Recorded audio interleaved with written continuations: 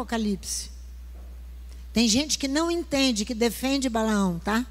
Defende Balaão. Mas não é isso. Ele foi julgado aqui, ó. Porque o teu caminho é perverso diante de mim.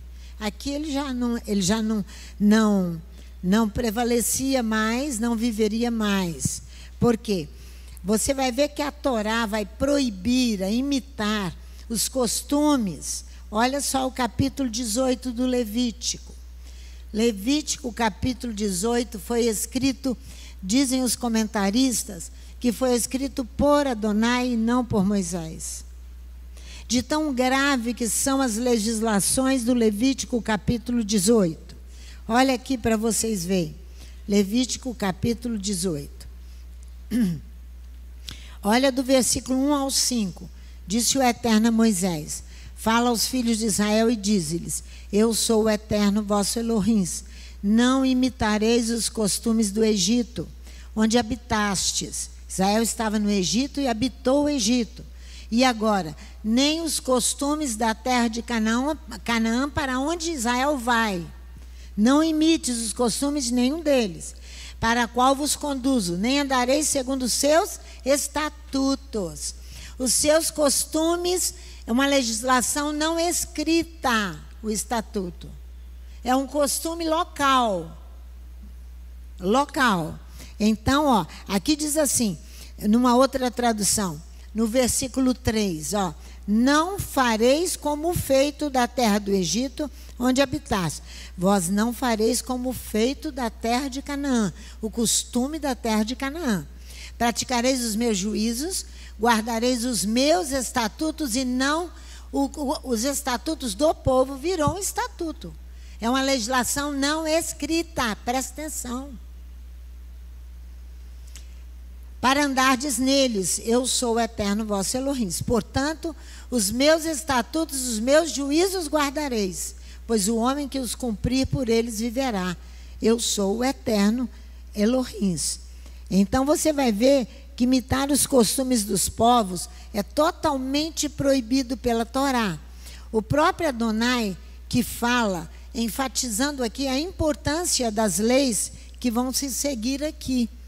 Porque é uma ordem solene de não imitar os costumes, de não obedecer estatuto humano, principalmente que vai te levar a se corromper. Balaque se corrompe e leva Balaão também, junto. Então você vai ver, e nem a prática dos idólatras. A ordem é observar as leis promulgadas por Adonai, os estatutos declarados por Adonai. Segundo as suas regras, vós não ireis. Fareis meus julgamentos. Então, o que nós começamos a parashá dizendo lá em Miqueias? Estabeleça justiça. Fomos a Abraão, que a descendência de Abraão tem a obrigação de fazer justiça. Aí você diz assim, mas eu não matei, não roubei, eu não estou praticando injustiça. Só de não fazer justiça, você já é injusto.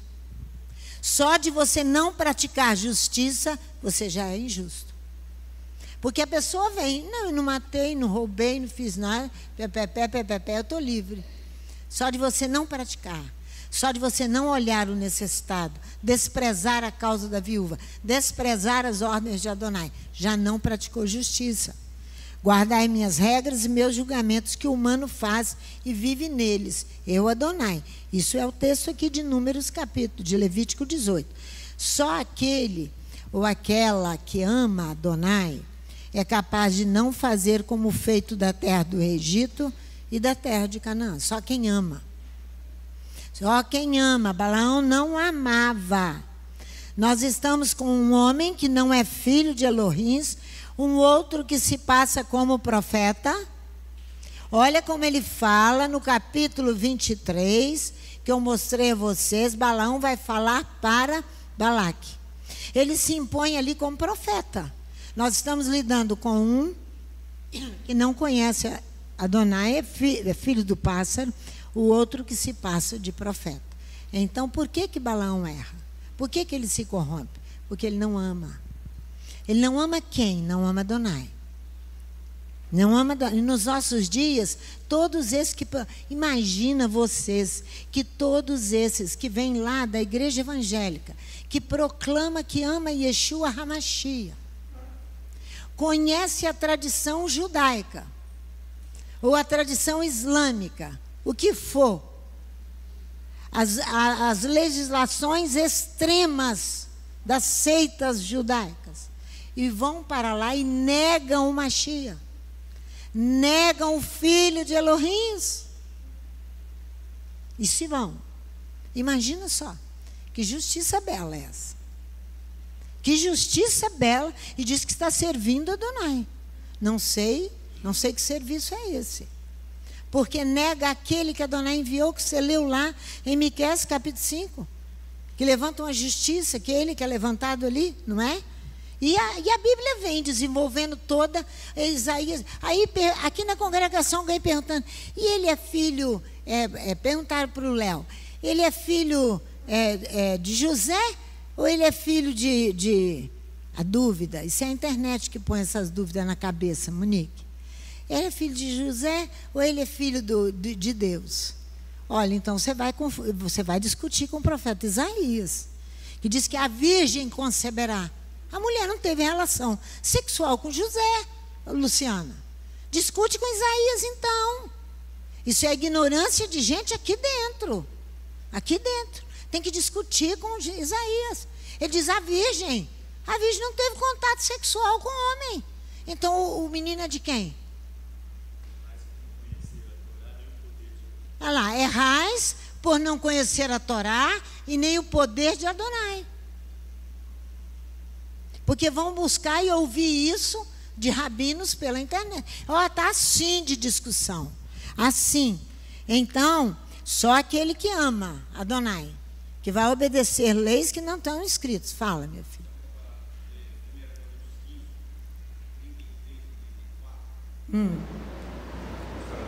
As más companhias corrompem os bons costumes?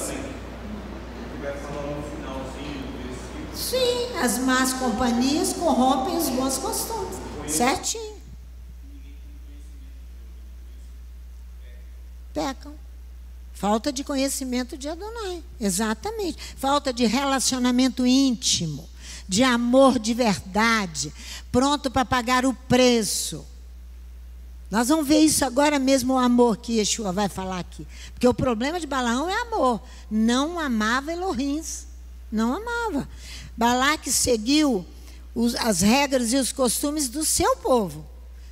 Ele queria estabelecer o estatuto do seu povo. Então, corrompeu-se física e moralmente. Adulterou e buscou alterar a ordem divina. Ele adulterou. Mas não houve adultério físico. O que é isso, gente? Não houve adultério físico. Mas houve adultério espiritual aqui, ó. Ele adulterou, se corrompeu.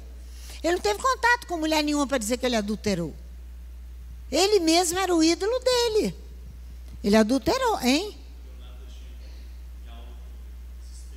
Leonardo, lá na penitenciária, domingo, deixou em suspense lá. Bem para eles meditarem sobre essa questão do adultério. Estava falando lá para os homens. Balaque subornou, peitou Balaão para este amaldiçoar Israel. Você já leu lá de 7 a 12 comigo. Balaão teve chance de arrepender-se de seus pecados. Balaão, Balaque tiveram chances e oportunidade, igual nós temos, de nos arrepender. Igualzinho. Purificar-se e santificar-se, porém não o fez em tempo hábil. Você tem tempo para fazer isso. Léo veio aqui na frente agora mesmo e falou assim, pastor, interessante, que ele acompanha o andar da congregação de um ciclo ao outro, de um Shabat ao outro Shabat. Se o Shabat não significa só descanso, mas sim julgamento de um Shabat ao outro, nós somos julgados. E somos obrigados a estabelecer justiça. Se vierem com injustiça, somos obrigados a fazer cumprir a lei da justiça. Então, isso acontece dentro da semana e dentro da Paraxá. para nos dar uma orientação perfeita, ela é dentro da paraxá, para saber que o movimento do Espírito, ele não se dá lá na montanha só. Você não precisa subir um monte. Você precisa ler a paraxá da semana, se ater a ela e ficar atento aos acontecimentos, que você vai ter uma visualização física do movimento das paraxutas. O julgamento de Adonai a cada Shabat. Então ele perdeu o tempo. Ele não aproveitou o tempo, porque falhou no amor a Adonai, Balaão. Ele não amava. Dizia amar.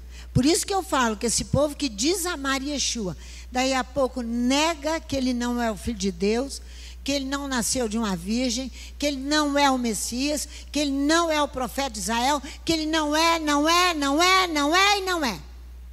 Está cheio disso aí. Cheio disso. Cheio. Então você vai ter que pegar as escrituras sagradas, de Gênesis a Apocalipse, que o anuncia como o filho de Elohim, e resolver esse problema com a Bíblia e com Adonai.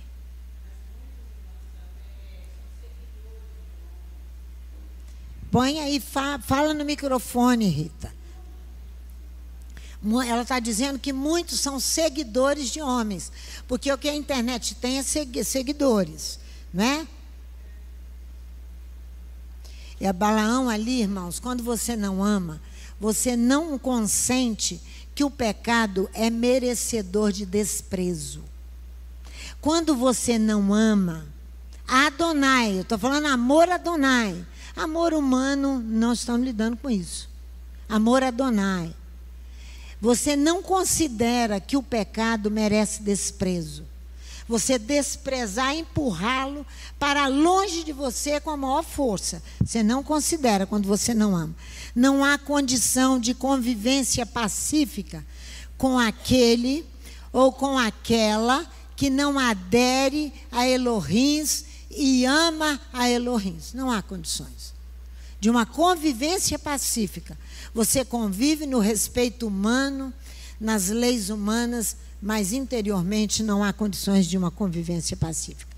A contradição será tão irredutível para quem não considera o pecado com desprezo e deixa o pecado, a contradição, e conviver com a pessoa que ama Adonai, a contradição é tão irredutível que penetrará na intimidade das famílias, onde os laços afetivos são fortíssimos.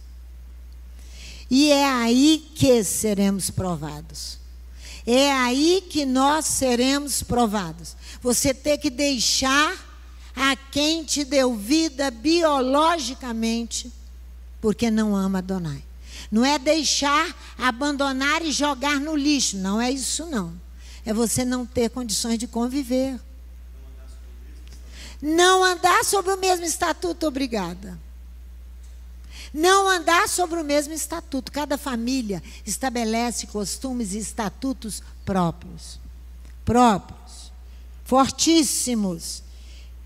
E aí que nós vamos ser provados. A incompatibilidade entre alegações. O que são alegações? São citações, são fatos, são argumentos, são ideias do outro e do outro e do outro. Esses argumentos é apoio, né, fatos, argumentos. A incompatibilidade entre essas alegações atuais, anteriores, entre palavras de um e de outro, ações, costumes. Os laços afetivos tornam-se mais ásperos. A reprovação a que se expõe aquele que é filho de Elohim, aquele que ama Elohim, porque está em jogo o amor, aquele que é filho, aquele que ama Elohim, aquela que é filha do mandamento,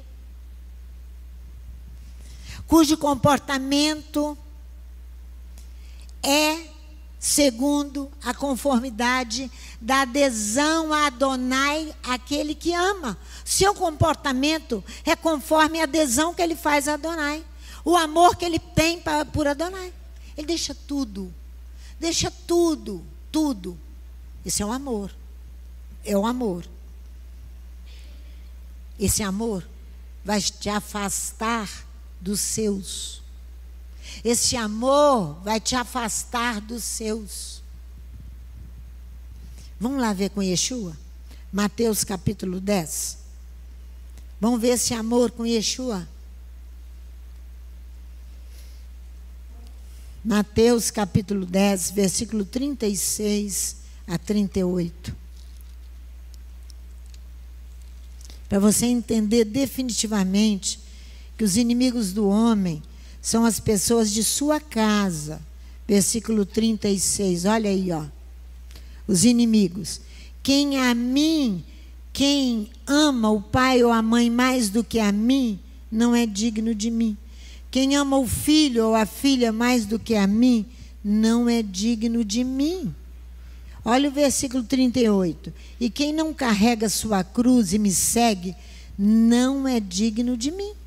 O que é carregar a cruz? Concretamente, Yeshua está se referindo àquele ou àquela que estão prontos a afrontar a morte, o martírio, o grande sofrimento em testemunho de seu amor, de sua adesão ao Pai e a Ele.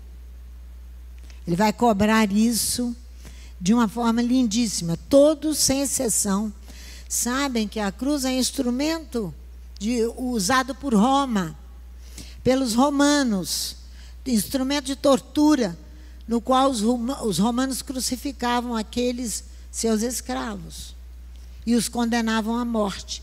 Portanto, aderir e amar Yeshua, o legítimo filho de Elohim, é estar pronto a combater até com a doação da própria vida. Hein? Sim. 39. Olha aí. Quem achar a sua vida, perdê-la. E quem perder a sua vida por minha causa, achá-la. Então, aquele que adere e ama Adonai e o seu enviado, é estar pronto a combater até com a própria vida os poderes da morte. O anúncio da vinda ou retorno de Yeshua está condicionado pelo amor.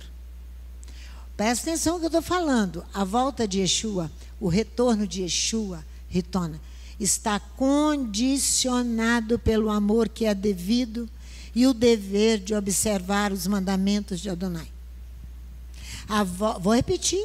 A volta, o anúncio da vinda, ou da volta, ou do retorno de Yeshua, está condicionado pelo amor.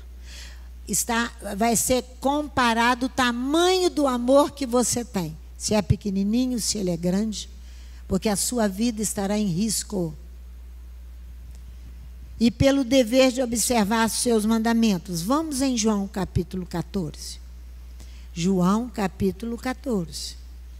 Versículo 28 a 31. João 14, de 28 a 31. Agora vem aqui a história com Yeshua.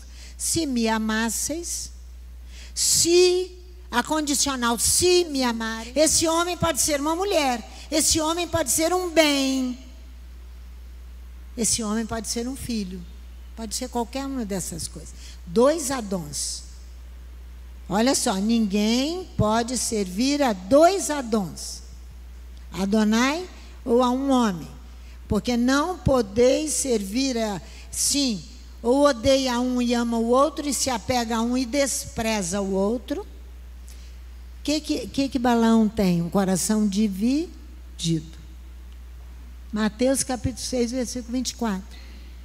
Tem 2 Adons. O coração dele estava dividido entre quem? Fazer a vontade de Balaque e obedecer a Adonai. Fazer a vontade de Balaque e obedecer a Adonai. 2 Adons. Aí ele diz, vós não podeis servir a Elohim e a Mamon. Por que a Bíblia escolhe a palavra Mamon? Mamon vai determinar, segundo o Talmud, ou os manuscritos de Qumran, tudo que é objeto de apropriação do homem. Tudo que o homem se apropria para si, pelo homem. Não só o dinheiro, mas também os bens, ou um ídolo que não pode servir ao mesmo tempo que Elohim. Então, o declínio do amor começa onde? Quando eu começo a declinar no amor? Quando? Estou falando de amor humano, não. Estou falando de amor Adonai, que está condicionado a amor, à volta de Yeshua. Está condicionado ao amor e está condicionado ao cumprimento dos mandamentos. Não é? O declínio do amor começa quando o homem toma para si, apossa-se e usurpa-se daquilo que não é seu. Daquilo que não é seu. Você vai para o Pai como você nasceu. Então, que os bens que você tem aqui neste mundo estão apenas inscritos que são seus no mundo físico. Para o reino do Espírito, tudo que você tem, a terra, tudo pertence a Adonai. Exemplo, tudo que apresenta caráter erótico. Aí você pensa logo em sexo. Que se refere ao amor sexual. A atração pelos prazeres carnais é o estado do que é luxuriante, viçoso e altamente abundante. É aquela força pelo prazer, por beber, por cheirar, por fazer sexo, por isso e por aquilo. É uma força abundante, luxuriante, tudo que se apresenta com esse caráter. O segundo passo que vai declinar o amor é a embriaguez. Não de álcool, mas de orgulho. Estou falando de uma embriaguez de altivez e de orgulho, como foi o rei Uzias.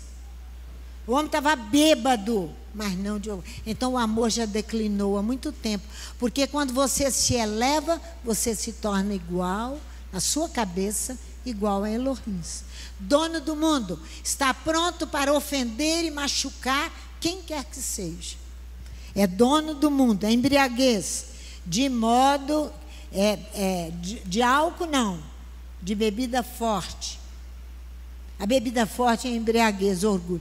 Eu acho a coisa mais linda o texto que a mãe de Lemuel faz para ele, do rei Lemuel. Ela faz para ele uma profecia. Vamos lá, Provérbios capítulo 31. Ela vai fazer uma profecia para ele ter cuidado, para ele prestar atenção contra dois itens aqui que vão decliná-lo do amor a Elohim. Provérbios capítulo 31. Olha, do versículo 1 ao versículo 9, vão ler devagar. Tem água ali. A Lulu me lembrou.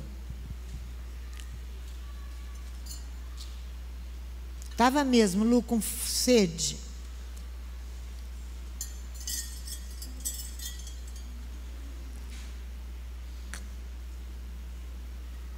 Vamos ler com atenção, presta atenção. A mãe do rei Lemuel. Olha o conselho, palavras do rei Lemuel, rei de Massá. A profecia que lhe ensinou a sua mãe. Que te direi, filho meu? Que te direi, ó filho do meu ventre? Que te direi, ó filho dos meus votos? Não des às mulheres a tua força. Coisa boa. Que coisa boa. Nem os teus caminhos aos que destroem os reis. Não é próprio dos reis, ó Lemuel. Não é próprio dos reis beber vinho. Nem dos príncipes desejar bebida forte, para que não bebam e se esqueçam da Torá. E privem todos os aflitos dos seus direitos. A pessoa bebeu, embriagou-se, não só de embriaguez de bebida, mas de altivez. Dai bebida forte aos que perecem, e vinho aos amargosos de espírito, para que bebam e se esqueçam da sua pobreza, e do seu trabalho não se lembrem mais. Abre a tua boca a favor do mudo, pelo direito de todos que se acham desamparados. Abre a tua boca, julga retamente, pratica justiça, defende os direitos dos pobres e dos necessitados. Esse é o conselho da mãe de Lemuel. Yeshua continua: se me amasseis, vós sentireis bem-querer. Bem-querer equivale no hebraico a hesed. Significa que, por sua vez, vai significar arraba, amor. Vós sentireis bem-querer. Vós sentireis amor por mim e por meu Pai. A vinda de Yeshua está condicionada ao amor e ao cumprimento dos mandamentos. Sentiríeis bem-querer. Não numa simples alegria que ele está falando, mas uma alegria que encontra no amor toda fecundidade. Uma alegria que vai encontrar no amor toda fecundidade, boas ações, atos perfeitos para com Deus, que você acabou de ouvir da mãe de Lemuel, né? Então, não um amor carismático, nome dado a certos dons espirituais extraordinários, que de acordo com a religião cristã, católica, apostólica, romana, podem ser outorgados pelo Espírito Santo a grupos ou indivíduos em favor do bem comum, políticos. Aí eles levantam esses políticos porque eles acham que eles estão cheios do Espírito, cheios de amor e de carisma. Isso é carisma, cheio de amor. Não é esse amor, não. Não é esse amor que nós... É o amor que dá vida, que está pronto para morrer. Não é esse amor, não. Esse não é o verdadeiro amor. São apenas homens dotados de qualidades políticas, considerados excepcionais e sobrenaturais. Isso leva o povo à paixão cega. Se apaixonam por esses líderes que dão a vida por eles e brigam entre si. Isso chama paixão cega. É aquele amor erótico, amor passional. Eu vou ler uma música aqui para vocês agora mesmo. Então vocês vão ver aos excessos das paixões em favor de uma religião, uma doutrina, ou um partido, ou um casamento, o que você quiser escolher para ter essa paixão cega. Amor verdadeiro contém uma fecundidade própria, pois ele retorna ao princípio Bereshit de seu desenvolvimento. O verdadeiro amor, ele contém uma fecundidade própria, porque há um retorno, aonde? A Gênesis, ao princípio. Por isso que ignorantemente você vai comigo lá, Mateus capítulo 19, por favor. Mateus capítulo 19, tem que ir, porque a gente não vê, não presta atenção. Capítulo 19 de Mateus.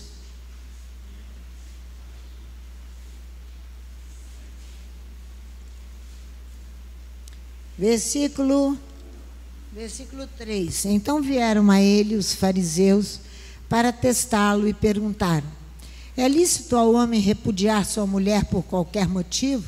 Respondeu-lhes ele: não lestes que no princípio, em Bereshit, ele está se reportando a Gênesis 1, versículo 28, o amor de fecundidade, o amor verdadeiro, o Criador os fez macho e fêmea, e disse: portanto deixará o homem seu pai e sua mãe, se unirá à sua mulher e serão dois uma só carne.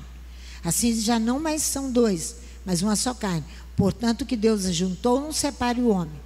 Perguntaram então: por que Moisés mandou dar-lhe carta de divórcio e repudiá-la? Respondeu ele: por causa da dureza dos vossos corações.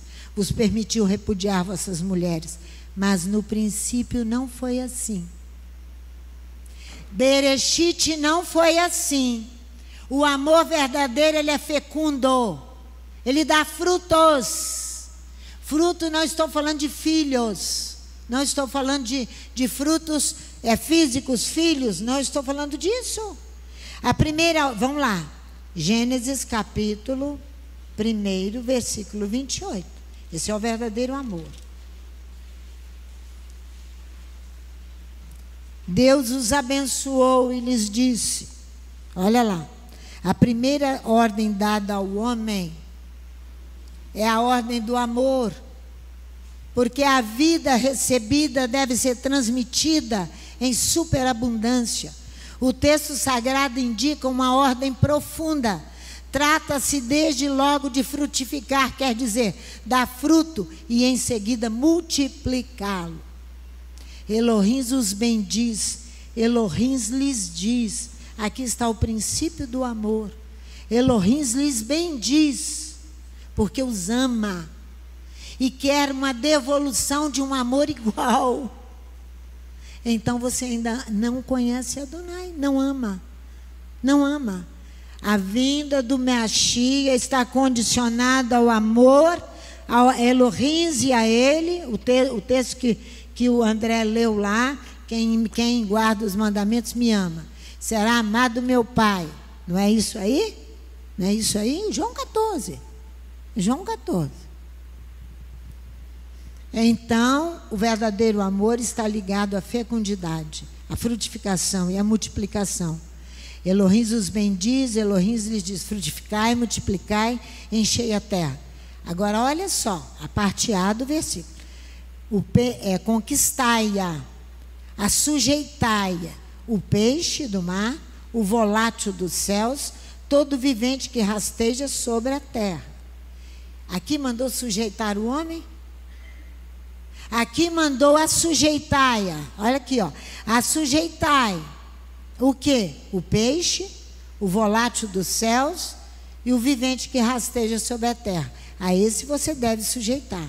Submeter, constranger, obrigar-se. O peixe, o volátil dos céus. Todo vivente que rasteja. A Torá não ordena que o homem venha sujeitar e submeter-se e constranger outro homem, e sim amá-lo.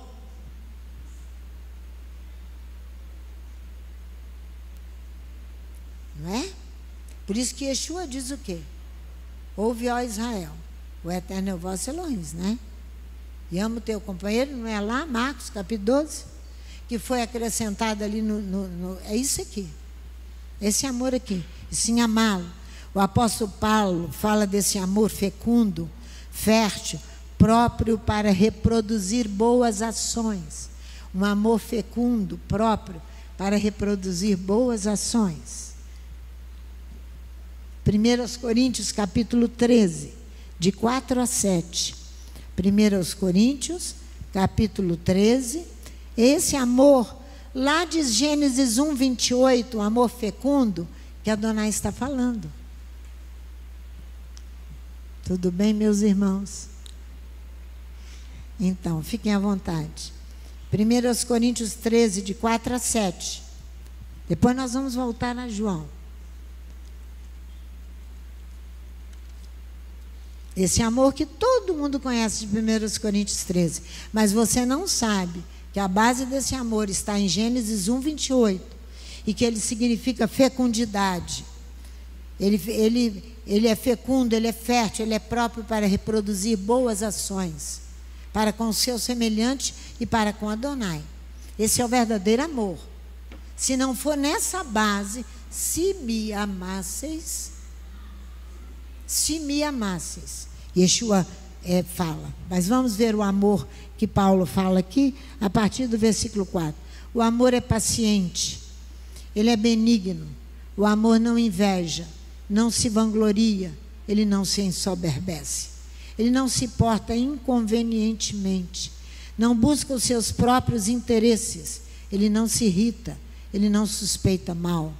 O amor não se alegra com a injustiça, mas se regozija com a verdade. O amor tudo sofre, tudo crê, tudo espera e tudo suporta. O amor tudo sofre, tudo crê, tudo espera, tudo suporta. Essas são as boas ações. Mas quando nós estamos envolvidos com esse amor de paixão, eu não estou falando de relacionamento entre homem e mulher também, mas não estou falando disso. Eu estou falando de um amor Adonai, que Balaão não teve, não quis ter, teve oportunidade, tempo hábil para tê-lo, mas não quis. E morre horrivelmente no capítulo 31 de Números. São dois homens ali, Balaque e Balaão. Um filho do pássaro, o outro que não amava. Coração dividido entre dois Adons. É o que vocês estão aprendendo.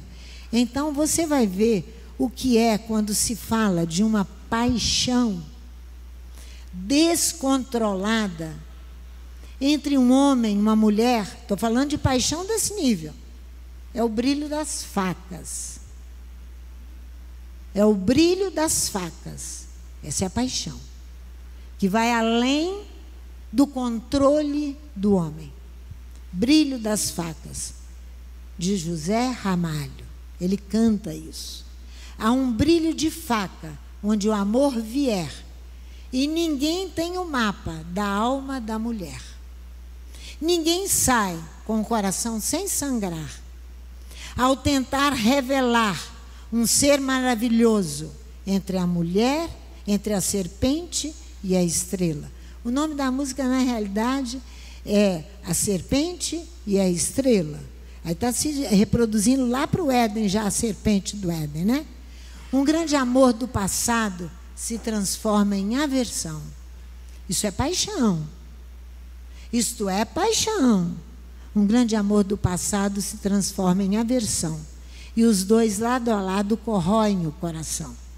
Não existe saudade mais cortante que a de um grande amor ausente. Dura feito um diamante. Corta a ilusão da gente. Agora eu estou lendo uma música que é um lixo cantado para botar os todos apaixonados envolvidos nesse lixo. Nesse lixo aqui, todos apaixonados. Não imite estatuto e costume de homens. Fica com isso aqui no seu ouvido para você ver o que é que vai dar. Olha aqui. Toco a vida para frente. Não existe saudade mais cortante que um de outro. Quando o amor ausente dura feito um diamante. Corta a ilusão da gente. Toco a vida para frente, fingindo não sofrer. Mas o peito dormente espera um bem-querer. Espera um amor. Você acabou de estudar o que diz, se me amasseis. Como ele fala? Se me amasseis. Ele diz aqui, ó. Se me amasseis, vós sentiris bem-querer. Vós sentiris amor. Viu? Aqui, ó. Mas o peito espera um bem-querer e sei que não será surpresa se o futuro me trouxer o passado de volta, num semblante de mulher. O passado de volta, num semblante de mulher. Continue quem quiser ouvir uma porcaria dessa, para dizer que ama alguém e que isso vai incutir na alma. Isso é estatuto humano. Isso aqui é costume humano. Isso aqui é miséria humana. Adonai está falando de um amor a Ele.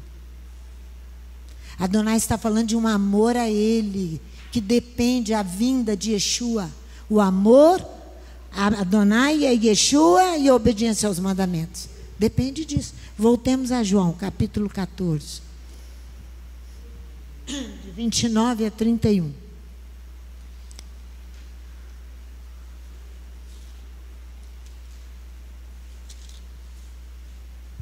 Capítulo 14, de 29 a 31. Aí ele vai falar assim, André, presta atenção aí, ó.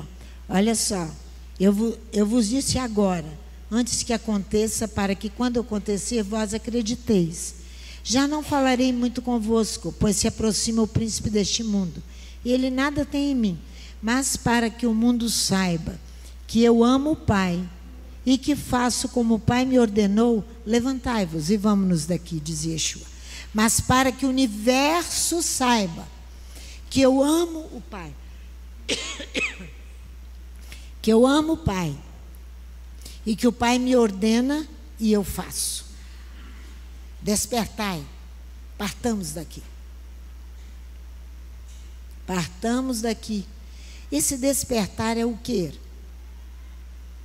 O amor é uma virtude divina e, de fato, ouvir e fazer, falar e cumprir. O amor é uma verdade divina. De fato, ouvir e fazer, falar e cumprir. O que o Pai me ordena, eu o faço, diz Yeshua. Yeshua insiste em dizer que o amor é fazer, falar e cumprir. Vejamos em João 4:34, aqui mesmo. Vai aqui, João 4:34, no mesmo evangelho.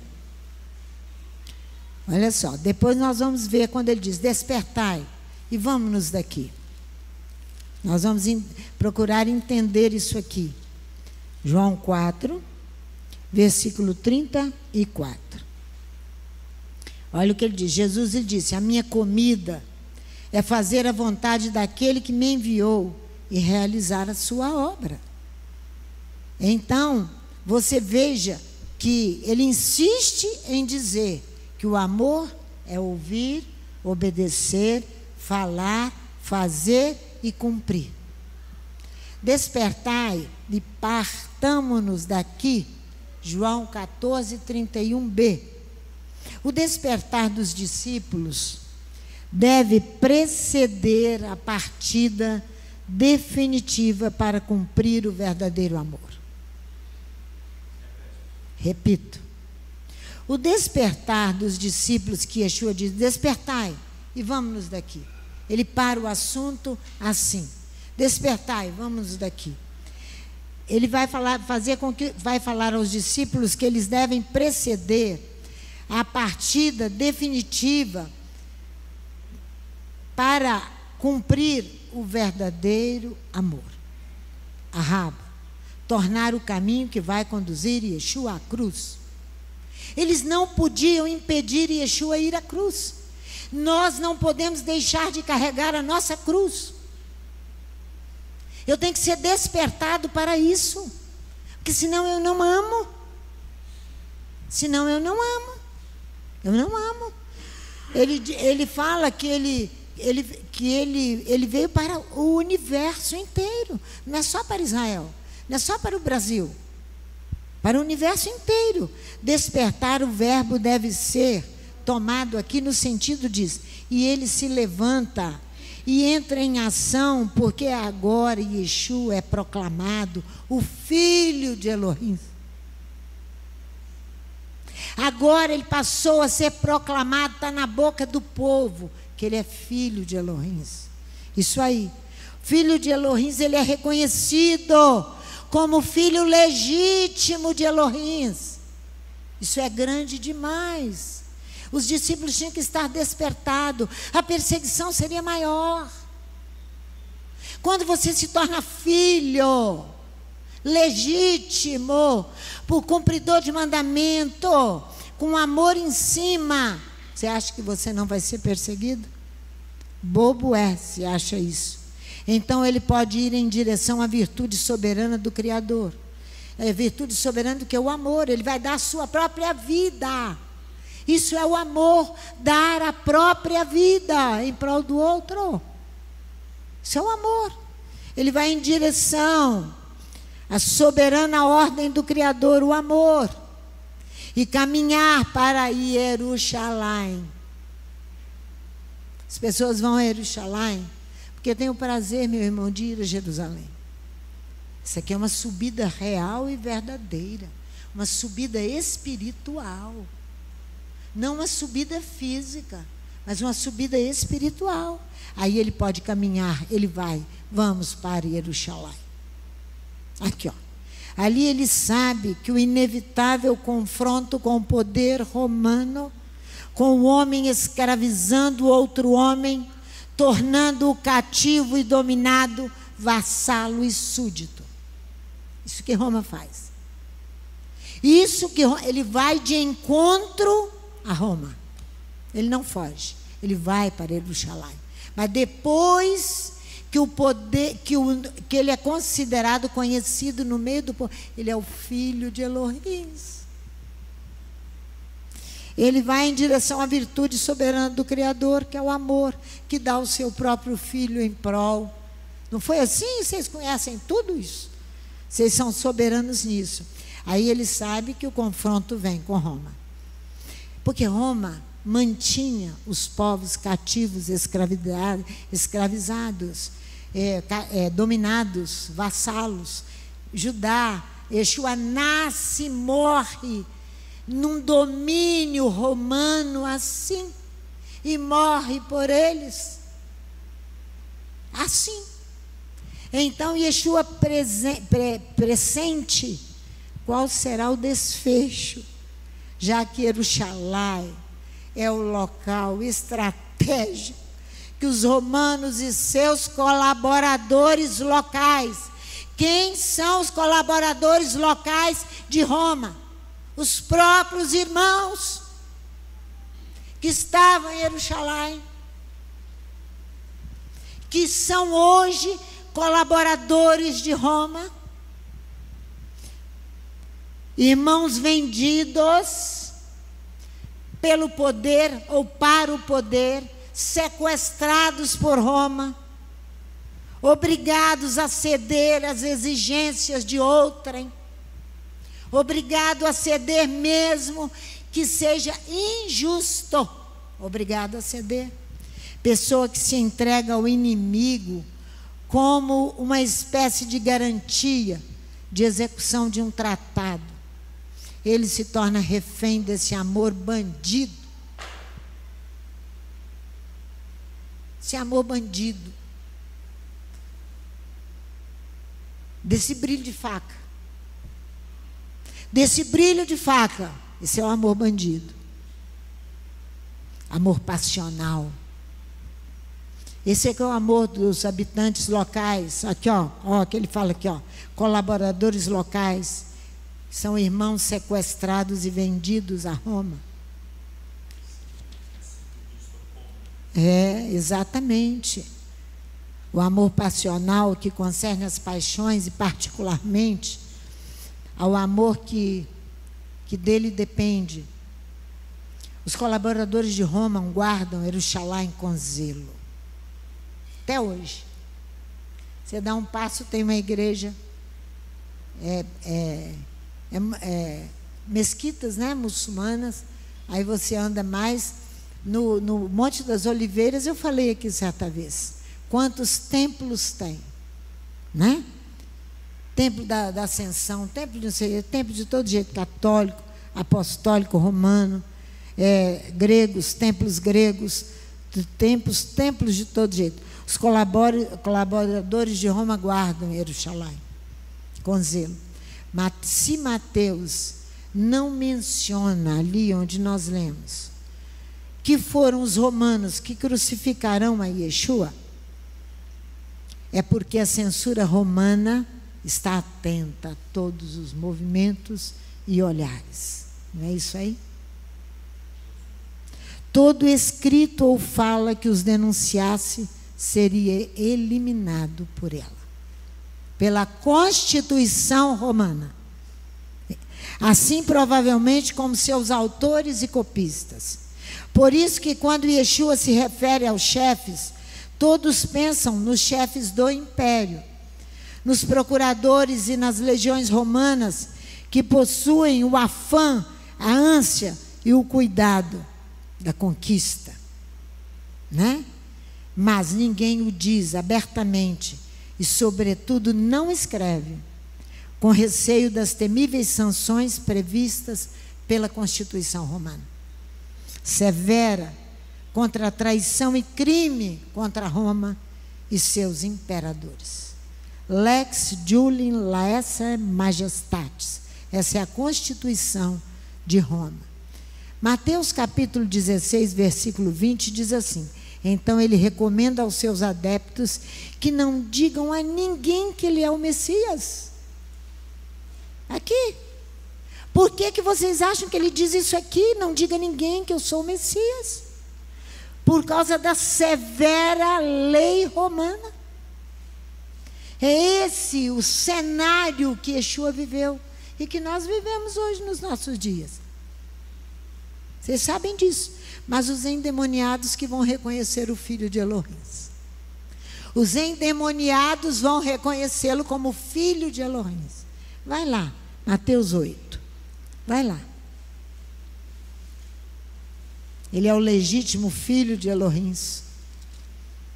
Tinha que ter a hora exata. Olha aqui como é que são os endemoniados que vão reconhecê-lo. Versículo 28 de Mateus 8. 28 e 29. Aqui, ó, vou ler mais um pouquinho aqui para vocês entenderem outra coisa aqui. Tendo eles chegado ao outro lado, a terra dos Gadarenos, saíram ao encontro 2 endemoniados, vindos dos sepulcros. Eram tão violentos que ninguém podia passar por aquele caminho. De repente gritaram: que temos nós contigo, Yeshua, filho de Elohim? Viestes aqui atormentar-nos antes do tempo? Ora, andava pastando não distante deles uma manada de porcos. Os demônios lhe rogaram, dizendo: se nos expulsas, permite-nos que entremos naquela manada de porcos. As legiões romanas tinham o símbolo do porco. Para onde que os demônios queriam ir? Para as legiões romanas, dos soldados marchando e dominando o território. Os demônios sabem das coisas, inclusive que ele é filho de Elohim. Foi reconhecido por eles. O sentido de despertar em português é provocar e excitar para fazer sair do estado de inércia.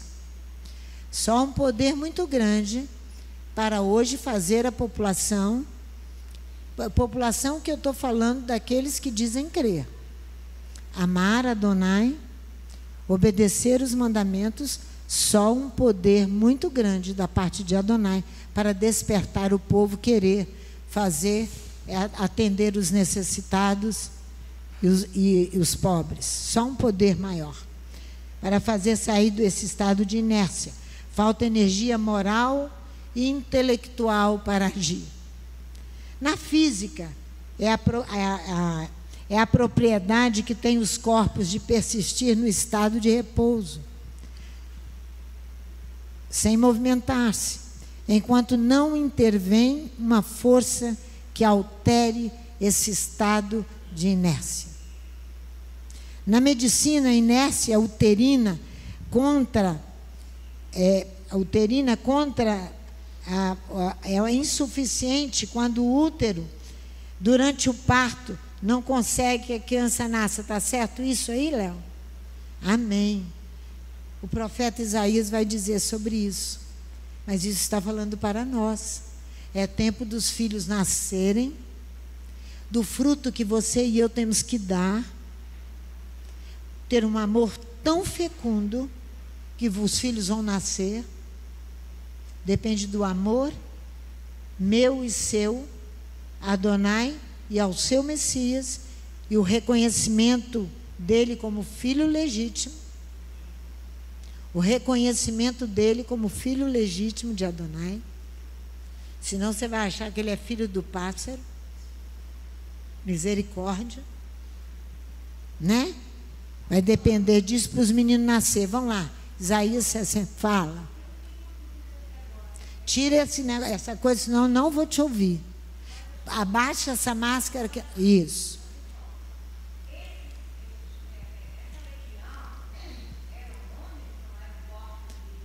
Não, era uma legião romana, não podia falar. Entendeu? A mensagem é subliminar. Isso aí. Porque você conheceu todo o cenário de deixar Yeshua ir à cruz, ele precisava ir à cruz para cumprir o amor de Adonai ao universo. Isaías 66, vamos lá para você ver que coisa linda. É um poder sobrenatural que tem que vir dos céus, para que haja esse movimento de urgência do momento. Todo o trabalho de Yeshua com seus adeptos é mostrar a eles a urgência do momento. Qual era a urgência naquela época? Que ele iria para a cruz e depois ressuscitaria e iria para o Pai. Qual é a urgência agora? Ele vai voltar. Ele vai voltar. Ele vai voltar. O amor tem que estar lá em cima. Olha aqui, Isaías 66. Olha o versículo 5. Ouvi a palavra... Hein? O amor é condicionado ao retorno do Messias. Ouvi a palavra do Eterno, os que temeis da sua palavra. Os vossos irmãos que vos aborrecem e que para longe vos lançam por amor do meu nome, dizem: o Eterno seja glorificado, para que vejamos a vossa alegria. Contudo serão envergonhados. Uma voz de grande tumulto virá da cidade, uma voz do templo, voz do Eterno, que dá o pago aos seus inimigos. Antes que estivesse de parto, deu à luz. Antes que lhe viessem as dores, deu à luz a um filho. Quem jamais ouviu tal coisa? Quem viu coisas semelhantes? Poder-se-ia fazer nascer uma terra num só dia? Nasceria uma nação de uma só vez? Mas Sião mal sentiu as dores de parto e já deu à luz aos seus filhos. Abriria eu a madre e não faria nascer? Diz o Eterno. Faria nascer e fecharia a madre? Diz o teu Elohim. Regozijai-vos com Jerusalém. Alegrai-vos por ela, vós todos o que a amais. Enchei-vos de alegria por ela, todos que por ela pranteastes. Pois mamareis e vos fartareis dos peitos das suas consolações. Sugareis e vos deleitareis com a abundância da sua glória. Porque assim diz o Eterno: estendereis sobre ela a paz como um rio, e a glória das nações como um ribeiro que transborda. Então sereis amamentados, sereis carregados ao colo, e sobre joelhos sereis afagados. Como alguém a quem a sua mãe consola, assim eu vos consolarei. Em Jerusalém vós sereis consolados. Isso vereis e alegrar-se-á o vosso coração, e os vossos ossos reverdecerão como a erva tenra. A mão do Eterno será notória aos seus servos, e ele se indignará contra os seus inimigos. Coisa bonita, né? Que coisa bonita! Esse poder virá dos céus para fazer nascer um amor tão sobrenatural, o qual vai fazer que nós, não um amor de paixão, não um amor erótico, não um amor humano, não os costumes humanos, não os estatutos do homem, estatutos familiares, estatutos de todas as formas dos costumes dos homens. Obediência é uma lei não escrita e que você não entendeu, mas ela pertence a Adonai e você deve obedecer, que são os estatutos de Adonai, para provar o nosso amor para com Ele e a nossa dedicação ao serviço, o nosso amor para com o nosso semelhante e para com Yeshua, HaMashiach, o legítimo filho de Elohim. Pai, muito obrigada por esta tarde. Muito obrigada, Pai, porque nós entendemos o Teu recado de amor que nós temos que ter por Ti, pelo Teu Filho e pelo nosso semelhante. Porque aquele que amar o Filho, amará a Ti, porque os dois são um. Portanto, ó Pai, capacita-nos a isso, a experimentar, a sofrer o dano por tudo aquilo que nos acusarem, ou que falam contra nós, ou que fazem contra nós, para que seja preservado o amor genuíno e a nossa vida seja entregue diante do Teu altar em favor desse amor. Muito obrigada, Pai, pelo privilégio de conhecer estas coisas. e por Yeshua pressionar os seus discípulos para mostrar a urgência do momento. E nós estamos sendo pressionados por Ti para vermos que o Messias vem, que Ele está às portas e que nós precisamos, ó Pai, conclamá-lo para que isto aconteça. Portanto, Pai, ensina-nos e capacita-nos a entender essa urgência e amar cada vez mais. É o que nós te pedimos. Em nome de Yeshua, o Mashiach. Amém.